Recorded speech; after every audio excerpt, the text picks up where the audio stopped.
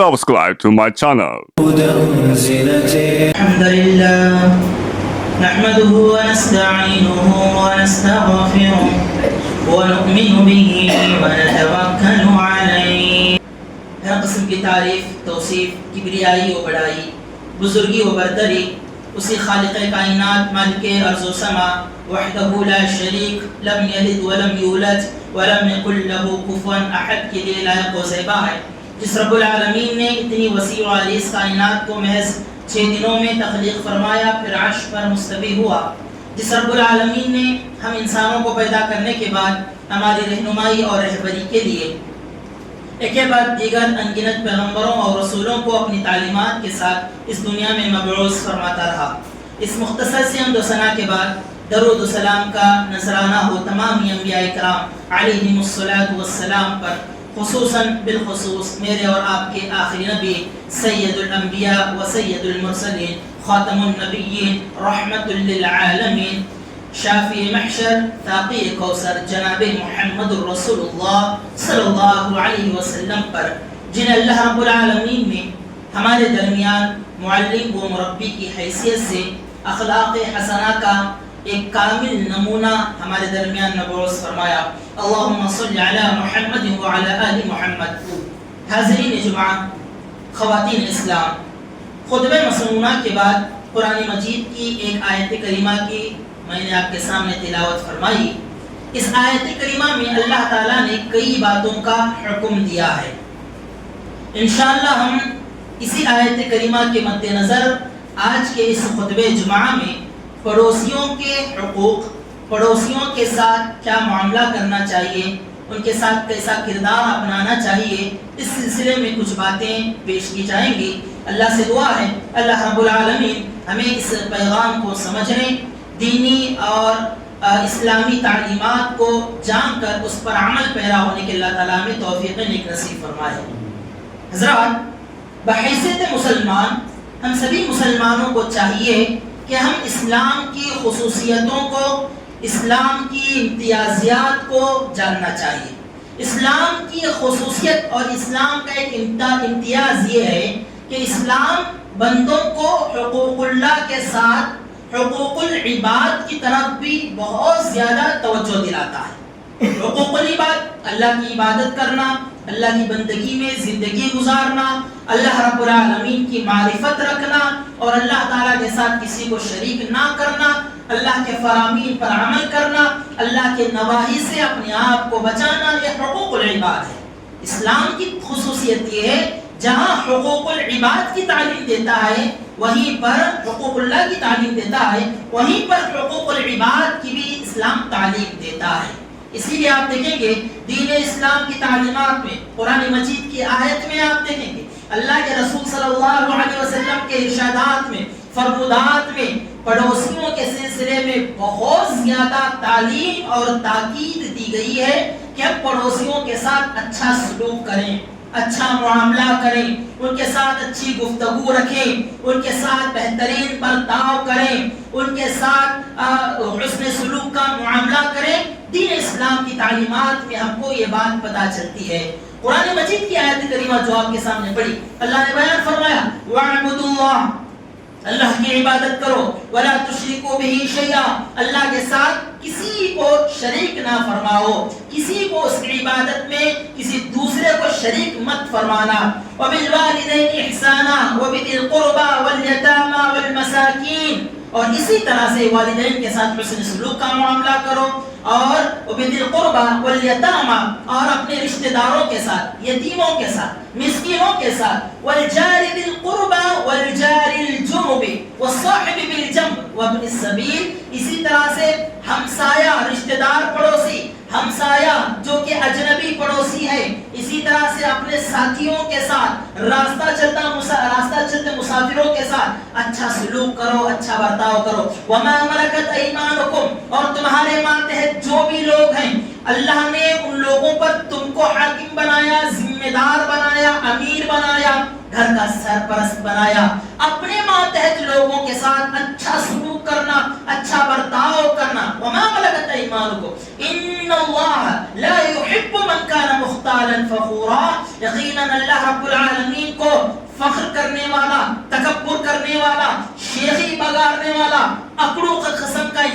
اللہ تعالیٰ کو پسند نہیں ہے۔ حضرات اس آیت کریمہ میں ہمیں کیا بات پتہ چلتی ہے؟ حضرت ابن عباس رضی اللہ عنہما والجار ذی القربى والجار الجنوبی کے بارے میں آپ کا ایک معنی، ایک قول یہ ہے، جار ذی القربى سے مراد اور رشتہ دار پڑوسی، جو کہ رشتہ دار بھی ہے، ہمارے گھر کے باہر پاس میں بھی ہے، بازو میں بھی ہے، رشتہ دار پڑوسی، والجار الجنوبی اور وہ پڑوسی جو کہ رشتہ دار نہیں ہے، یہ دونوں اس سے مراد ہیں۔ دونوں کے ساتھ اچھا سلوک کرنا، دونوں کے ساتھ اچھا معاملہ کرنے کی تعلیم دی گئی ہے۔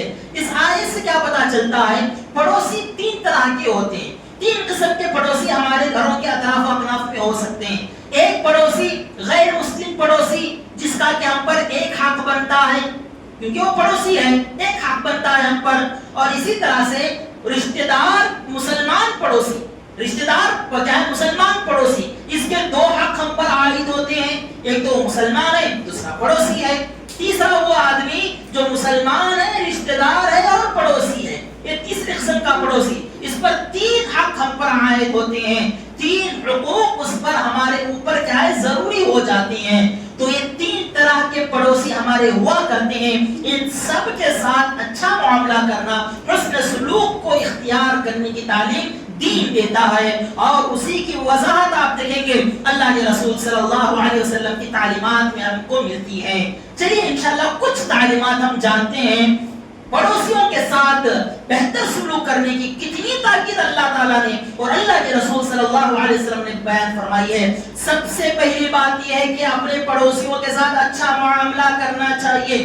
حضرت مائی عائشہ صدیقہ رضی اللہ عنہ کہتی ہیں کہ اللہ کے رسول صلی اللہ علیہ وسلم پڑوسیوں کے ساتھ اچھا سلوک کرنے پر بڑی تاکید کیا کرتے تھے، اور آپ نے فرمایا، کہتے ہیں کہ جبریل علیہ السلام نے مجھے اپنے پڑوسیوں کے بارے میں اتنی وصیت فرمائی، اتنی تاکید اور اتنی تعلیم دی، میں سمجھنے لگا، مجھے خیال پیدا ہوا کہ کہیں پڑوسی کو ہمارے وارث نہ بنا دیا جائے، پڑوسی وارث نہ بن جائے، پڑوسی ہمارا کیا ہے جائیداد کا حقدار نہ بن جائے۔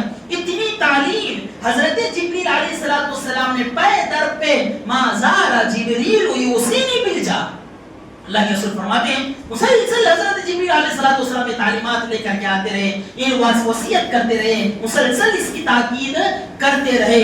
اسی طرح سے اللہ کے رسول صلی اللہ علیہ وسلم ایک بات بیان فرماتے ہیں، کہتے ہیں اپنے حدیث کے اندر، من کان یؤمن باللہ والیوم الآخر فلیحسن الی جارہ، جو تم میں سے ایمان رکھتا ہے اللہ پر اور آخرت کے دن پر، یعنی کہ مومن ہو، اہل ایمان ہو، مسلمان ہو، تم پر ضروری ہے کہ اپنے پڑوسی کے ساتھ اچھا معاملہ کرے، فلیحسن الی جارہ، احسان کا معاملہ کرو، اچھا سلوک کرو، اچھا برتاؤ کرو۔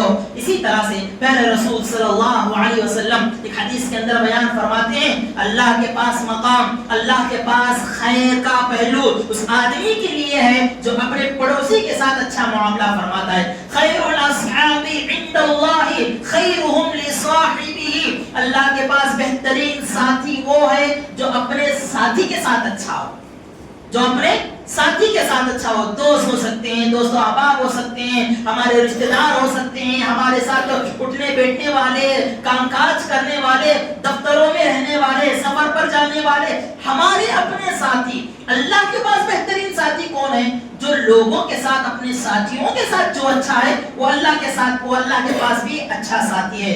وَخَيْرُ الْجِيرَانِ عِنْدَ اللَّهِ خَيْرُهُمْ لِجَارِهِ، اور اللہ کے رسول فرماتے ہیں اللہ کے پاس بہترین پڑوسی وہ ہے، بہترین گھر والا وہ ہے جو اپنے پڑوسی کے ساتھ بہترین معاملہ کرنے والا ہے۔ کتنی بڑی بات اللہ کے رسول صلی اللہ علیہ وسلم نے اس حدیث کے اندر بیان فرمائی ہے۔ تو حضرات پتہ یہ چلا ہمارے اخلاق کی بنیاد پر ہم اللہ کے پاس مقام پاتے ہیں، ہمارے اچھے کردار کی وجہ سے ہم اللہ رب العالمین کے پاس فضیلت پاتے ہیں۔ صرف عبادات میں ہم آگے رہیں، معاملات میں ہم کچے رہیں، عبادات میں ہمارا شوق ہو، جذبہ ہو، حوصلہ ہو، ہم آگے بڑھتے جا رہے ہیں، لیکن معاملات میں ہمارا بہتر رویہ نہیں ہے، اچھا سلوک نہیں ہے، تو پھر اللہ تعالیٰ کے پاس بھی وہ مقام اور مرتبہ ہم نہیں پا سکتے ہیں۔ دوسری اہم بات آج کے اس خطبے میں پڑوسیوں کے سلسلے میں اللہ کے رسول نے فرمایا وہ مومن کامل مومن نہیں ہے جو اپنے پڑوسیوں کو تکلیف تکلیف دیتا ہے، چاہے زبان کے ذریعے سے ہو، چاہے اپنے ہاتھ اور پیر کے ذریعے سے ہو، یا کسی معاملے کو کرنے کے اعتبار سے ہو، کسی بھی ناحیے سے اگر کوئی اپنے پڑوسی کو تکلیف دیتا ہے، اللہ کے رسول فرماتے ہیں وہ کامل مومن نہیں ہے، وہ کامل مومن نہیں ہو سکتا ہے۔ اللہ کے رسول فرماتے ہیں من کان یؤمن باللہ، جو کوئی آدمی اللہ پر ایمان رکھتا ہے اس کے لیے ضروری ہے فلا یؤذی جارہ، وہ اپنے پڑوسی کو تکلیف نہ دے، تکلیف نہ پہنچائے، اس کو تنگی میں مت کیا ہے ڈالیں، اس کو پریشان نہ کریں۔ اپنے گھر کے کسی بھی معاملے کو لے کر کے یا کسی بھی کیا ہے خارجی چیز کو لے کر کے اپنے پڑوسی کو تکلیف نہیں دینا چاہیے۔ ایک حدیث کے اندر اللہ کے رسول نے اور خطرناک تاکید فرمائی، اور زیادہ اللہ کے رسول صلی اللہ علیہ وسلم نے توجہ فرمائی، کہا واللہ لا یؤمن، واللہ لا یؤمن، واللہ لا یؤمن، اللہ کی قسم وہ آدمی مومن نہیں ہے۔ اللہ کے رسول نے 3 مرتبہ اللہ کی قسم کھائی، کہا وہ مومن نہیں ہے، وہ مومن نہیں ہو سکتا ہے۔ اللہ کے رسول کے صحابہ کرام نے اللہ کے رسول نے فرمایا قیل اے اللہ کے رسول وہ کون لوگ ہیں، وہ کون لوگ ہیں جو ایمان والے نہیں ہیں، وہ ایمان والوں میں ان کا شمار نہیں ہوتا ہے؟ اللہ کے رسول فرماتے ہیں الذی لا یأمن جارہ بوائقہ، وہ مسلمان، وہ آدمی جس سے اس کا پڑوسی اس کی وہ تکلیفوں سے اس کی پریشانیوں سے محفوظ نہیں ہے، وہ مسلمان، وہ آدمی مومن ہو نہیں سکتا ہے۔ ذرا غور کر کے دیکھیں ہمارے اطراف و اکناف بھی، چاہے وہ مسلمان ہو، چاہے وہ غیر ہو، چاہے وہ توحید پرست ہو یا چاہے وہ مشرک ہو، کافر ہو، پڑوسی جب اگر کوئی ہوتا ہے اس کے ساتھ اچھا معاملہ کرنے کی تعلیم دین اسلام دیتا ہے۔ اور اللہ کے رسول نے فرمایا جب تک ہم معاملات کے اعتبار سے اپنے پڑوسیوں کے ساتھ اچھا سلوک نہیں کریں گے ہم کامل مومن نہیں بن سکتے ہیں، ایمان کے کمال کے درجے پر ہم نہیں پہنچ سکتے ہیں۔ ایمان مکمل ہونا ہے، کامل مومن بننا ہے تو ضروری یہ ہے کہ اپنے اڑوس پڑوس کے لوگوں کے ساتھ اچھا معاملہ کریں، کیونکہ دیکھیے دین اسلام جو ہے یہ ایسا مذہب، یہ معاشرتی مذہب ہے، معاشرتی مذہب ہے۔ اس کا مطلب یہ نہیں کہ اسلام کا مطلب یہ نہیں کہ صرف مسلمانوں کے لیے ہے، مسلمانوں کی بھلائی کے لیے ہے، ایمان والوں کے صرف خیر کے لیے ہے، ایسا ہرگز بھی نہیں ہے۔ دین اسلام جو ہے وہ معاشرتی عالمی مذہب ہے جسے اللہ نے ساری انسانیت کے لیے اللہ نے نازل فرمایا، اور قرآن مجید جسے اللہ نے ہدایت فرمایا، ہدایت کے طور پر نازل فرمایا، ہدی للناس، سارے لوگوں کے لیے ہدایت ہے۔ اسی ہدایت کی کتاب میں اللہ تعالیٰ نے بیان فرمایا والجار ذی القربى والجار الجنب والصاحب بالجنب وابن السبیل، اسی ہدایت کی کتاب میں اللہ تعالیٰ نے یہ بات بیان فرمائی ہے۔ لہٰذا مجھے اور آپ کو اپنا جائزہ لینا چاہیے، مجھے اور آپ کو اپنا جائزہ لینا چاہیے، اپنے معاملات پر گہری نگاہ رکھنی چاہیے، نظر دوڑانا چاہیے ہمارے معاملات کیسے ہیں، ہمارا کردار کیسا ہے دوسروں کے ساتھ، کیونکہ ایمان کے کمال کی بات ہے، ایمان کے مکمل ہونے کی بات ہے۔ اگر ہم کامل مومن نہیں بن سکتے ہیں اللہ کے پاس ہمیں کامیابی نصیب نہیں ہو سکتی ہے۔ لہٰذا یہ بہت اہم چیز ہے، اس سلسلے میں ہمیں توجہ دینا چاہیے۔ ایک اور بات حضرات، اتنی تاکید آئی ہے، اللہ کے رسول نے فرمائی، اتنی تاکید فرمائی ہے، وہ تاکید کی باتیں ہم آج جاننے کی کوشش کریں گے۔ ایک تیسری بات اللہ کے رسول صلی اللہ علیہ وسلم کی حدیث سے پتہ چلتا ہے، وہ یہ ہے کہ اگر کوئی آدمی اپنے پڑوسیوں کو تکلیف دیتا ہے، اپنے ساتھیوں کو پریشان کرتا ہے تو پھر وہ انسان جہنم رسید ہوگا، جنت میں داخل نہیں ہوگا، جہنم میں پھینک دیا جائے گا۔ حضرت ابو ہریرہ رضی اللہ عنہ، اللہ کے راوی حدیث سے کہتے ہیں اللہ کے رسول صلی اللہ علیہ وسلم کے سامنے ایک عورت کے بارے میں دریافت کیا گیا، پوچھا گیا، معلوم کیا گیا، کہا کہ اللہ کے رسول صلی اللہ علیہ وسلم ایک فلانی عورت ہے جو بڑی پارسا عورت ہے، بڑی متقی انسان ہے، بڑی کیا ہے نمازی ہے، اللہ والی ہے، تہجد گزار عورت ہے، صدقہ و خیرات کرنے والی ہے، بھلائی کے کام کرنے والی ہے، لیکن اللہ کے نبی اس کی زبان سے اس کے اڑوس پڑوس کے لوگ بڑے پریشان رہتے ہیں، اپنی زبان سے وہ لوگوں کو تکلیف دیتی ہے۔ آپ اس کے سلسلے میں کیا فرماتے ہیں؟ اللہ کے رسول نے فرمایا لا خیر فیہا ہی من اہل النار، اس کے اندر کوئی خیر نہیں ہے، اس کے اندر کوئی بھلائی نہیں ہے، ہی من اہل النار، وہ جہنمیوں میں سے ہے، وہ جہنم میں جانے والوں میں سے ہے۔ اس کی صفات کیا بیان کیا؟ صحابہ کرام نے کہا کہ تہجد گزار ہے، عبادتوں میں اول رہتی ہے، سب سے آگے بڑھتی رہتی ہے، صدقہ کرتی ہے، خیرات کرتی ہے، اچھائی کے بھلائی کے کام کرتی ہے، لیکن ایک برائی اس کے اندر ہے، وہ اپنی زبان کا صحیح استعمال نہیں کرتی، لوگوں کو تکلیف دیتی ہے، پریشان کرتی ہے۔ اللہ کے رسول نے فرمایا لا خیر فیہا، اس کے اندر کوئی خیر نہیں ہے۔ ذرا غور کر کے دیکھیے اللہ کے رسول کے اس جملے پر، کوئی خیر نہیں ہے، خیر کو اس کے اندر ہی نہیں ہے، کیونکہ معاملات میں وہ کچی ہے، معاملات میں اس کا معاملہ بگڑا ہوا ہے، گرچہ عبادات میں وہ بہت اعلیٰ ہے، لیکن معاملات میں خراب ہونے کی وجہ سے اللہ کے رسول نے فرمایا یہ من اہل النار، وہ جہنم میں جانے والوں میں سے ہے۔ اس کے مقابلے میں ایک اور عورت کا تذکرہ کیا، اللہ کے رسول اس فلانی عورت کے بارے میں آپ کیا کہتے ہیں جو کیا ہے فرض نمازوں کو ادا کرتی ہے، نوافل کا اہتمام نہیں، زیادہ سے زیادہ نوافل کا اہتمام نہیں کرتی ہے، لیکن فرض نمازیں ادا کرتی ہے، اور اسی طرح سے پنیر کے ٹکڑے کاٹ کر کے اپنے پڑوسیوں کو، اپنے لوگوں کو دیتی ہے، اور اپنی زبان سے کسی کو تکلیف نہیں پہنچاتی ہے۔ اللہ کے رسول نے فرمایا یا من اہل الجنہ، وہ جنتیوں میں سے ہے، وہ جنت میں داخل ہونے والی ہے۔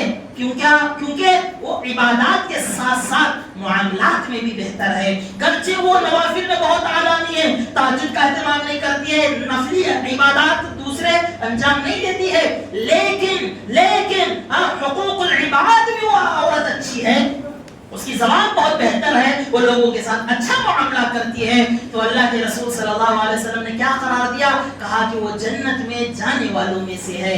اسی لیے حضرات صفحے اول کی پابندی ہم یقیناً ضرور کرتے ہیں، تہجد کا اہتمام ہم سے الحمدللہ ہو رہا ہے، یہ اللہ کا کرم ہے، اللہ کا فضل ہے، لیکن ذرا غور کر کے دیکھیں ہمارے معاملات کیسے ہیں، ہمارے معاملات کیسے ہیں، ہمارے اڑوس پڑوس کے لوگوں کے ساتھ ہمارا برتاؤ کیسا ہے، ہمارے رشتہ داروں کے ساتھ ہمارا معاملہ کیسا ہے، غریب مسکین یتیموں کے ساتھ ہمارا معاملہ کیسا ہے، ہمارے ماتحت رہنے والوں کے ساتھ ہمارا کردار کیسا ہے، اس پر آج غور کرنے کی ضرورت ہے، کیونکہ جنت میں داخلے کے لیے جہاں حقوق العباد ضروری ہے، حقوق اللہ ضروری ہے، وہیں پر حقوق العباد بھی اتنا ہی اہم ہے۔ اس بات کو ہمیں سمجھنے کی کوشش کرنا چاہیے۔ اسی طرح سے ایک اور تعلیم پڑوسیوں کے سلسلے میں وہ یہ ہے، اللہ کے رسول صلی اللہ علیہ وسلم کی حدیث سے پتہ چلتا ہے پڑوسیوں کی عزت کی حفاظت کرنا چاہیے۔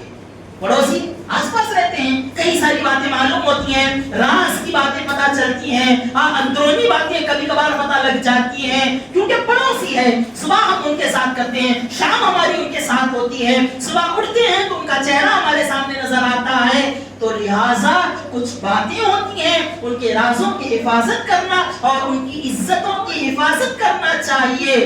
پیارے رسول صلی اللہ علیہ وسلم سے حضرت عبداللہ بن مسعود رضی اللہ عنہ نے پوچھا، سوال کرتے ہیں اللہ کے رسول صلی اللہ علیہ وسلم، ایو الذنب اکبر، بہت بڑا گناہ کون سا ہے، سب سے بڑا گناہ کون سا ہے، اللہ کے نبی مجھے بتائیے۔ اللہ کے رسول صلی اللہ علیہ وسلم نے فرمایا اللہ تعالیٰ کے ساتھ شرک کرنا، اللہ کو چھوڑ کر کے کسی اور کی عبادت کرنا، جبکہ اس رب نے تم کو پیدا کیا، رب کو چھوڑ کر کے دوسرے کی بندگی کرنا، یہ سب سے بڑا گناہ ہے۔ پھر حضرت عبداللہ بن مسعود نے پوچھا اللہ کے نبی اس کے بعد پھر سب سے بڑا گناہ کون سا ہے؟ ایک گناہ تو معلوم ہوا، شرک سب سے خطرناک گناہ ہے، پھر اس کے بعد کون سا سب سے بڑا گناہ ہے؟ اللہ کے رسول نے فرمایا اپنی اولاد کو اس ڈر سے قتل کرنا کہ یہ اولاد آگے چل کر کے ہمارے ساتھ کھائے گی، کھانا کھلانا پڑے گا، ان کو اپنے رزق میں سے بانٹ کر کے دینا پڑے گا، اس ڈر سے، خشیت املاق، کھانا کھلانے کے ڈر سے، رزق کے ڈر سے اپنی اولاد کو قتل کر دینا یہ بہت بڑا گناہ ہے۔ پھر حضرت ابن مسعود نے پوچھا اے اللہ کے رسول صلی اللہ علیہ وسلم اس کے بعد پھر کون سا سب سے بڑا گناہ ہے؟ اللہ کے رسول نے فرمایا اپنی پڑوسی کے ساتھ زنا کا معاملہ کرنا یہ سب سے بڑا گناہ ہے۔ ذرا غور کر کے دیکھیں، 3 گناہ کے بارے میں پوچھا، 3 گناہ کے بارے میں اللہ کے رسول نے بیان فرمایا تو کہا ایک شرک ہے، ایک قتل اولاد ہے، تیسرا ہے اپنے پڑوسی کی عزت کی حفاظت نہ کرنا، چاہے اپنے جانب سے ہو یا کسی اور کے جانب سے ہو، اپنے پڑوسیوں کی عزت کی حفاظت نہ کرنے والا آدمی یقیناً یہ بڑا گناہ کا مرتکب ہوتا ہے، کبیرہ گناہ کا مرتکب بن جاتا ہے، کبیرہ گناہ اس سے سرزد ہو جاتا ہے۔ لیکن آج ہم نے کیا سمجھ رکھا ہے؟ آج آج آپ دیکھیں لڑائیاں جھگڑے فسادات، صبح شام اختلافات، صبح شام ایک دوسرے کی برائی، صبح شام گالی گلوچ کا ماحول، اور خاص کر کے آج کے اس دور میں، جس دور میں لوگوں کے ذہنوں میں دلوں میں عصبیت کا زہر گھولا جا رہا ہے، مسلمان کے خلاف، اسلام کے خلاف، ایک دوسرے مذہب کے خلاف زہر گھولنے کا کام جو ہے نا بڑی اونچائی پر ہو رہا ہے، بڑھ چڑھ کر کے یہ کام ہو رہا ہے۔ ایسے میں اگر ہم عبادات میں کمزور ٹھہر گئے نا، اگر ہماری عبادات، ہمارے معاملات اگر کمزور نکل گئے تو پھر حضرات ان زہریلے اس ماحول میں، عصبیت کے اس دور میں ہم بہت پیچھے رہ جائیں گے، ہمارے معاملات بہت بگڑنے کی کیا ہے خدشہ ہے اور اندیشے ہیں۔ اسی لیے ضروری یہ ہے کہ ہم اسلام کی تعلیمات پر عمل کرتے ہوئے پڑوسیوں کے حقوق کو ادا کرنے کی کوشش کریں۔ چلیے ایک اور بات جانتے ہیں، پڑوسیوں کے حقوق میں ایک حق کیا بنتا ہے۔ اللہ کے رسول صلی اللہ علیہ وسلم نے فرمایا پڑوسیوں کے سلسلے میں ایک حق یہ ہے، اپنے پڑوسیوں کو ہدیے اور تحفے دیا کرو۔ ہدیے اور تحفے دینا یہ پڑوسی کا حق ہے۔ ایک پڑوسی کا حق یہ ہے کہ وہ اپنے دوسرے پڑوسی کو کیا کرے، ہدیہ دے، تحفہ دے۔ حضرت عبداللہ بن عمرو رضی اللہ عنہ کے گھر میں ایک مرتبہ بکری ذبح کی گئی، بکری ذبح کی گئی تو ماشاءاللہ گوشت بہت سارا تھا۔ اس کے بعد حضرت عبداللہ بن عمرو اپنے گھر آئے اور آ کر کے انہوں نے پوچھا کہ ہمارا جو پڑوسی یہودی جو ہمسایہ ہے، یہودی جو پڑوسی ہے، اس کو بکری کا گوشت تم نے پہنچایا کہ نہیں پہنچایا؟ عبداللہ بن عمرو رضی اللہ عنہ نے سوال کیا تو گھر کے عورتوں نے کہا، گھر کے لوگوں نے کہا کہ نہیں، ہم نے نہیں پہنچایا۔ حضرت عبداللہ بن عمرو کہتے ہیں دیکھو میں نے اللہ کے رسول صلی اللہ علیہ وسلم سے یہ سنا ہے، اللہ کے رسول فرماتے ہیں ما زال جبریل یوصینی بالجار حتی ظننت انه سیورثه۔ میں نے اللہ کے رسول سے سنا، اللہ کے رسول نے فرمایا کہ لوگوں جبریل امین علیہ السلام نے پڑوسیوں کے بارے میں مجھے اتنی تاکید فرمائی، اتنی تعلیم دی ہے کہ ایسا نہ ہو، مجھے خیال ہے، مجھے گمان ہے کہ ان کو اللہ تعالیٰ پڑوسیوں کو کیا ہے ہمارا وارث بنا دے۔ اتنی تاکید اللہ تعالیٰ نے حضرت جبریل علیہ السلام کے ذریعے سے دی ہے، لہٰذا تحفہ لے جا کر کے ان کو ہدیہ لے جا کر کے ان کو دو، جو ہم کھا رہے ہیں، جو پکا رہے ہیں وہ لے جا کر کے ان کو پہنچاؤ۔ اسی طرح سے حضرت مائی عائشہ صدیقہ رضی اللہ عنہا نے ایک مرتبہ اللہ کے رسول سے سوال کیا، اے اللہ کے نبی میرے دو پڑوسی ہیں، میرے گھر میں ذائقہ دار پکوان کھانا پکا ہوا ہے، میرے دو پڑوسی ہیں، کس کو میں دوں؟ کون زیادہ حقدار ہے میرے تحفے کا، میرے ہدیے کا؟ اللہ کے رسول صلی اللہ علیہ وسلم نے بیان فرمایا جو تمہارے گھر کے دروازے سے قریب ہے، جس کا دروازہ تمہارے گھر سے قریب ہے وہ زیادہ حقدار ہے، اس کو لے جا کر کے پہنچاؤ۔ حق میں سے ایک اور حق کیا ہے حضرات پڑوسیوں کے سلسلے میں؟ آج کا دور ایسا ہے اگر بازو پڑوسی کے گھر میں چوری ہو جائے پتہ نہیں چلتا، کسی کو کیا ہے قتل کر دیا جائے وہ بھی نہیں پتا چلتا۔ آج کیا ہے لوگوں نے سکون اور اطمینان کے نام پر اپنی زندگیاں ایسی بنا لی ہیں، اپنے گھروں کو مکانوں کو ایسا بنا لیا ہے کسی کی کوئی خبر نہیں ہے، نہ خوشی میں، نہ غم میں، نہ مصیبت میں، نہ ہی کیا ہے سہولت کے دنوں میں کسی بھی طرح کا کوئی تعلق آج کیا ہے لوگ رکھنا نہیں چاہتے ہیں۔ سال ہاں سال گزر جاتے ہیں، پتہ نہیں چلتا کہ گھر میں کتنے افراد رہتے ہیں، ان کے نام کیا ہے کسی کو کچھ پتہ نہیں چلتا ہے۔ اس طرح کا ماحول آج کئی جگہوں پر ہم کو دیکھنے کو ملتا ہے۔ اللہ کے رسول صلی اللہ علیہ وسلم بیان فرماتے ہیں ایک مومن کے لیے ضروری ہے، ایک مسلمان کے لیے ضروری ہے کہ وہ اپنے پڑوسی کے بارے میں یہ بات معلوم کرے، جانکاری رکھے کہ کہیں ان کے گھر میں کھانے کی تنگی تو نہیں، ان کے گھر میں پریشانی تو نہیں، ان کے لیے ان کے بھوک کے خاتمے کا انتظام تو نہیں ہے، اس بارے میں جاننا ضروری ہے۔ اللہ کے رسول فرماتے ہیں لیس المؤمن، وہ آدمی مؤمن نہیں ہے، مؤمن نہیں ہے الذی یشبع، جو پیٹ بھر کر کے تو کھا رہا ہے، وجارہ جائع، اور اس کا پڑوسی بھوکا سو رہا ہے تو وہ مؤمن نہیں ہے، وہ مؤمن نہیں بن سکتا ہے۔ اسی لیے حضرات قیامت کے دن اللہ رب العالمین ایک آدمی کے سامنے، ایک انسان کے سامنے کہے گا کہ میں دنیاوی زندگی میں نے تجھے مال عطا کیا، میں نے تجھے سہولتیں عطا فرمائی، سب کچھ میں نے عطا کیا، لیکن تو نے میرے ساتھ کیا معاملہ کیا؟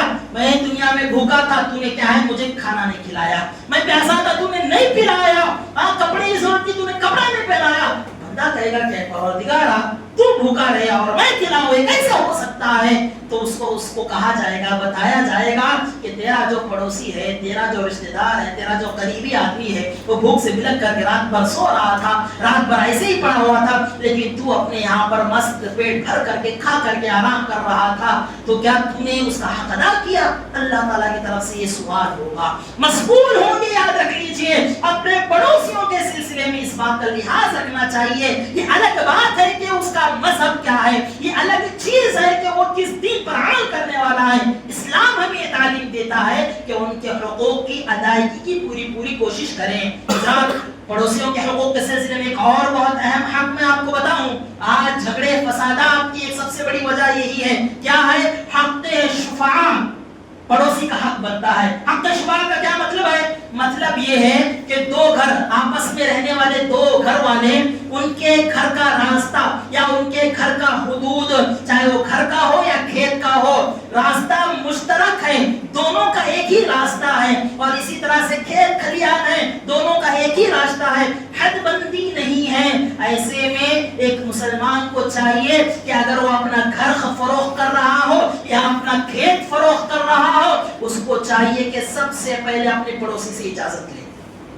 بھئی اس کا ضرور ہے, گھر اس کا اپنا ہے, کھیت اس کا اپنا ہے, لیکن حد بندی نہیں ہے, مشترک راستہ ہے دونوں کا, حد بندی نہیں ہے. ایسی صورت میں ضروری ہے کہ پڑوسی کو اطلاع ہو اور ہو سکے تو اس کو خبر کرے اور اس سے اجازت لیں. کیونکہ اگر ہم اس کے بغیر اجازت اور اس کو بغیر اطلاع کریں, اگر ہم فروخت کر دیتے ہیں تو یہاں تک حکم دیا گیا وہ اس بے کو, اس خرید و فروخت کو, اس معاملے کو رد کر کے پڑوسی چاہے تو دوبارہ سے اس خرید و فروخت میں حصہ لے سکتا ہے. یہاں تک کی کیا ہے اجازت اور گنجائش دین اسلام دیتا ہے. حضرات یہ بات سمجھنے کی ہے, حق شفاعہ پڑوسی کو دیا گیا ہے. اس سلسلے میں ہمیں غور کرنا چاہیے. ایک اور بات میں آپ کو بتاؤں, دیکھیے اللہ تعالیٰ کی نعمتوں میں سے, سعادتوں میں سے, خوش نصیبیوں میں سے ایک خوش نصیبی کیا ہے؟ پڑوسی کا اچھا ہونا, نیک ہونا, صالح ہونا.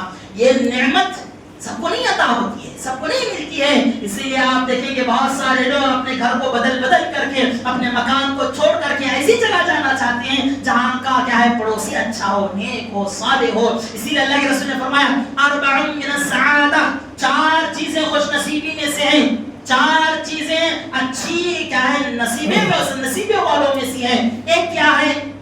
اللہ کے رسول صلی اللہ علیہ وسلم بیان فرماتے ہیں المسکن الواسع, کشادہ گھر ہونا یہ خوش نصیبی کی علامت ہے. اور اسی طرح سے پڑوسی کا نیک ہونا یہ بھی خوش نصیبی کی علامت میں سے ہے. والمرأة الصالحہ, نیک بیوی کا ہونا خوش نصیبی کی علامت ہے. اور اسی طرح سے اللہ کے رسول نے فرمایا والجار الصالح, پڑوسی نیک ہو یہ بھی کیا ہے خوش نصیبی کی علامت ہے. پڑوسی کا نیک ہونا, بیوی کا نیک ہونا, اور سواری کا کیا ہے سہولت والی سواری کا ہونا, گھر کا کشادہ ہونا, یہ 4 چیزیں خوش نصیبی کی علامتوں میں سے ہیں. اگر اللہ نے کسی کو عطا کر دیا تو خوش نصیب انسان ہے, وہ بڑا خوش نصیب انسان ہے. یہ نہیں کہ اس کے پاس دنیا بھر کی دولتیں ہیں کہ نہیں ہیں. اس سے درکنار آپ ذرا غور کریں, اللہ کے رسول نے 4 چیزوں کا تذکرہ فرمایا. اس میں سے ایک چیز کیا ہے؟ نیک پڑوسی کا ہونا. اگر پڑوسی نیک نہیں ہے, تکلیف, پریشانی, ذلت اس کی طرف سے ہم کو ملے گی اور انسان صبح شام پریشان رہے گا. اور جبکہ گھر سکون کا مرکز ہوتا ہے, اطمینان, انسان کو آرام کی نیند جو ہے, دل کا سکون جو ہے وہ گھر کے اندر اللہ رب العالمین نے رکھا ہے. اسی لیے ایک مسافر دنیا چاہے گھوم کر کے آ جائے, اس کو سکون اور اطمینان جو ہے وہ اپنے گھر میں ہی آ کر کے پاتا ہے. گرچہ گھر بڑا محل کی شکل میں ہو یا جھونپڑی کی شکل میں ہو, کسی بھی شکل میں کیوں نہ ہو, انسان کا اپنا گھر ہی اس کے لیے کیا ہے سکون کا ذریعہ اللہ تعالیٰ نے بنایا. ایسے میں گھر کیا ہونا چاہیے؟ کشادہ ہونا چاہیے. اتنی تنگی نہیں ہونی چاہیے کہ انسان کو صبح شام پریشانی کا کیا ہے شکار ہونا پڑے. اور ان 4 خوش نصیبیوں میں سے ایک خوش نصیبی کیا ہے؟ پڑوسی کا اچھا ہونا. اسی لیے علماء کرام نے یہاں تک لکھا ہے, دانشور کہتے ہیں جب اگر ہم گھر کو تعمیر کرنے جاتے ہیں یا گھر کے لیے ہم جگہ خریدتے ہیں, ضروری یہ ہے کہ اس بات کا علم ہو کہ اڑوس پڑوس کے لوگ کون ہیں, کیسے لوگ ہیں. اگر برے لوگ ہیں تو پھر یہ بدبختی کی علامتوں میں سے ہیں, یعنی حسن والی چیزوں میں سے ہیں. 4 چیزیں بدبختی کی ہیں, شقاوت کی ہیں. کون سی ہے؟ عورت کا بد کردار ہونا, عورت اچھے کردار والی نہیں, نیک نہیں ہے, عمل صالح کرنے والی نہیں ہے. اگر ایسی عورت کسی کی زندگی میں آ جاتی ہے اس کی زندگی دوبھر بن جاتی ہے. اسی طرح سے ایسی سواری جو کہ اس کو تکلیف پہنچائے, جو کہ اس کو پریشان کرے, اور ایسا پڑوسی جو کہ صبح شام ان کو تنگ کرنے والا ہوتا ہے, اور ایسا گھر المکان الزیت, ایسا گھر جس کے اندر بڑی تنگی ہے, تھوڑی بھی کشادگی نہیں ہے, سکون نہیں ہے, یہ بدبختی کی علامتوں میں سے ہے. لہٰذا ہمیں کوشش یہ کرنا چاہیے کہ جو خوش نصیبی کی چیزیں ہیں اس کو اپنانے کی کوشش کریں. حضرات پڑوسیوں کے سلسلے میں ایک اور بات بتائی گئی. اللہ کے رسول صلی اللہ علیہ وسلم کی زندگی میں ہم دیکھتے ہیں ایک صحابی تھے جن کو ان کا پڑوسی بڑا پریشان کیا کرتا تھا, بڑا پریشان کیا کرتا تھا. اس نے برداشت کیا, صبر کیا, آخر میں آ کر کے اللہ کے رسول صلی اللہ علیہ وسلم سے سوال کیا, اے اللہ کے نبی میرا جو پڑوسی ہے وہ بڑا بیکار ہے, بڑا خراب ہے. ہوتے ہیں نا حضرات, بڑا پریشان کرنے والے ہوتے ہیں, معصوم لوگ ہوتے ہیں, بزرگ لوگ ہوتے ہیں, بچے اور عورتیں گھروں میں ہوتی ہیں, پریشان کرنا بعض لوگوں کی عادت ہوتی ہے. ایک ایسی ہی شکایت لے کر کے اللہ کے رسول کے پاس آئے, کہا کہ بڑا پریشان کر رہا ہے. اللہ کے رسول نے کہا, اللہ کے رسول نے ایک بہت ہی بہترین تدبیر بتائی, کہا کہ تم اپنا پورا سامان لے لو گھر کا اور لے کر کے جا کر کے کیا ہے راستے پر بیٹھ جاؤ. وہ صحابی آئے اور آ کر کے انہوں نے کیا کیا, اپنے گھر کا پورا سامان نکالا, نکال کر کے آ کر کے گھر دروازے پر راستے پر آ کر کے بیٹھ گئے. اور وہاں سے راہ پر چلنے والے, گزرنے والے لوگ بار بار دیکھتے پوچھتے کہ بھئی تم اپنا سامان لے کر کے گھر سے باہر آ کر کے راستے پر کیوں بیٹھ گئے ہو. تو وہ صحابی پوری بات بتاتے, کہتے کہ دیکھو یہ میرا پڑوسی ہے جو بڑے مجھے ستاتا ہے, پریشان کرتا ہے. میں اللہ کے رسول کے پاس اس کی شکایت لے کر کے گیا تو اللہ کے رسول نے کہا کہ اپنا سامان لے کر کے جا کر کے راستے پر بیٹھنا, اس لیے میں یہاں پر بیٹھا ہوں. یہ بات سن کر کے ہر گزرنے والا, آنے جانے والا غصہ ہوتا اور کہتا کہ اللہ کی لعنت ہو تجھ پر, اپنے پڑوسی کو ستاتے ہو, اپنے ساتھ رہنے والے آدمی کو تکلیف پہنچاتے ہو, لعنت پر سے تم پر. آنے جانے والا ہر آدمی لعنت کر رہا ہے, ہر آدمی اللہ کی طرف سے لعنت کیا ہے پھٹکار بیچ رہا ہے. پڑوسی دیکھتا رہا کہ بھئی ہر آنے والا جانے والا مجھے بددعا دے رہا ہے, اللہ کی لعنت میری پر مجھ پر برس رہی ہے. وہ آیا گھر سے نکل کر کے اور آ کر کے اپنے پڑوسی سے کہا کہ بھئی اللہ کے واسطے تم اپنا سامان اٹھاؤ, اپنے گھر کے اندر چلے جاؤ, اس کے بعد میں کبھی زندگی میں تم کو پریشان نہیں کروں گا. حضرات دیکھیے, کسی کو پریشان کرنا, تکلیف میں مبتلا کرنا, یہ یقیناً اللہ کو بہت ناراض کرنے والا کام ہے. چاہے وہ پڑوسی ہو, چاہے وہ ساتھی ہو, کوئی بھی کیوں نہ ہو, کسی کو پریشان نہیں کرنا چاہیے. اور اگر ہم چاہیں آج کے اس نفرت بھرے زمانے میں جہاں پر عصبیت کے بیج بوئے جا رہے ہیں, اور آپ دیکھیں گے اس کا پھل بھی نظر آ رہا ہے, آج کل بھی اس کا نظر آ رہا ہے, مسلمانوں کے ساتھ زیادتیاں, مسلمانوں کو پریشان کرنا, مسلمانوں کی عبادتوں میں خلل اندازی کرنے کی کوشش کرنا, چاہے کسی بھی طرح کی چیز کیوں نہ ہو. جبکہ یہ لوگ ہی ایسے ہیں جو دنیا میں کیا ہے فساد کا ذریعہ بنے ہوئے ہیں, لوگوں کو پریشان کرنا, لوگوں کو اذیتیں دینا, تکلیفیں پہنچانا. چاہے یہاں تک کہ ان کے تہواروں سے بھی کیا ہے لوگوں کو تکلیف اور پریشانی ہوتی ہے, اس کے باوجود معصوم مسلمانوں کو پریشان کرنے کی سازش کرتے ہیں, کوشش کرتے ہیں. ایسے میں میرا اور آپ کا کردار کیا ہے؟ میرا اور آپ کا کردار یہ ہونا چاہیے کہ ہم اسلام کی تعلیمات کو اپنا کر کے نرمی کو اختیار کریں اور اللہ سے دعا کریں کہ اللہ کو ہدایت دے, اللہ کو ہدایت دے. اور ہمارا کردار ایسا ہونا چاہیے کہ ہمارے کردار کے وہ دل دادا بن جانا چاہیے, اور ہمارا کردار ان کو بدلنے کی, ان کے دل کی حالت کو بدلنے کا کردار آج ہمیں اپنانے کی ضرورت ہے. آج ہم کیا کرتے ہیں, ہمارا اور آپ کا معاملہ یہی ہے, اینٹ کا جواب پتھر سے دینے کے لیے جاتے ہیں, پھوڑ کر کے رکھ دیں گے. اس معاملے کو ہم اختیار کرتے ہیں, معاملہ سنگین ہوتا ہے, بگڑ جاتا ہے, سلجھنے کی جگہ ہے, معاملات الجھ جاتے ہیں جس کا کوئی فائدہ ہم کو نہیں ہوتا ہے. اسی لیے کوشش یہ کرنا چاہیے دین اسلام کی تعلیمات میں پڑوسیوں کے سلسلے میں جو حقوق بیان کیے گئے ہیں, جو آداب اور تعلیمات دی گئی ہیں, ان تعلیمات کو اپنا کر کے ایک بہترین اسوہ نمونہ آج ہمیں پیش کرنے کی ضرورت ہے. اللہ سے میں دعا کرتا ہوں اللہ رب العالمین ہم سبھی کو اس پیغام کو سمجھتے ہوئے ہر ایک کے حق کو ادا کرنے کے اللہ ہمیں توفیق عطا فرمائے, پڑوسیوں کے حقوق کو صحیح معنوں میں ادا کرنے کے اللہ ہمیں توفیق عطا فرما, ایک دوسرے کے ساتھ اچھا معاملہ کرنے, ایک دوسرے کے ساتھ حسن سلوک کا رویہ اختیار کرنے, نرمی, ہمدردی اور بھائی چارگی کا ماحول پیدا کرنے کے اللہ ہمیں توفیق نصیب فرما. آمین. اقول قولی ھذا استغفر الله لي ولكم ولسائر المسلمين.